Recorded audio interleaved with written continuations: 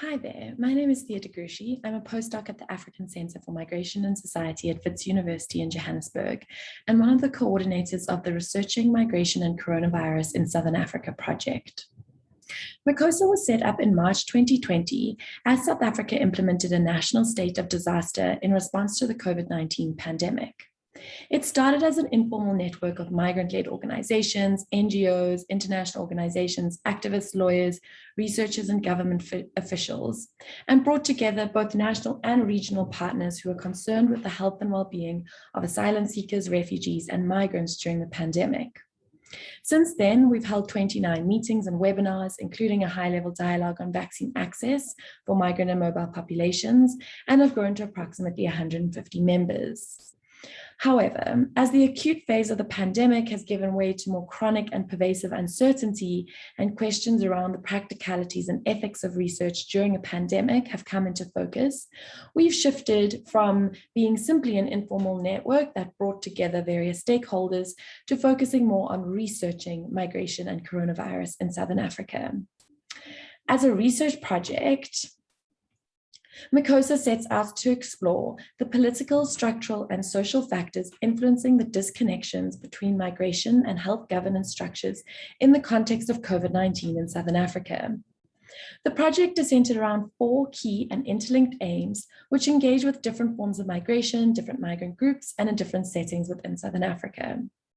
The first is to explore governance responses to COVID-19 and migration, and to identify the impact of border management approaches on migrant populations in the region. Many cross-border and internal migrants and their families are reliant on mobility as a livelihood strategy and to access food and goods. The use of travel bans and border restrictions over the last 18 months has severely impacted these individuals and families. Unfortunately, even though there's emerging evidence about the inefficacy of border closures to contain the spread of COVID-19, it remains a favored response by states. Our second aim is to determine the impact of COVID-19 on help-seeking strategies and access to healthcare for migrants in South Africa. Many people on chronic medication in the region access medication as they travel or from their communities or countries of origin. Lockdowns and the COVIDization of healthcare systems disrupted not only testing and initiation on treatment for many things, including HIV and TB, but also affected continuity of care. To date, we've been able to conduct research on access to sexual and reproductive health services during the pandemic and the impact of lockdown on migrants with disabilities.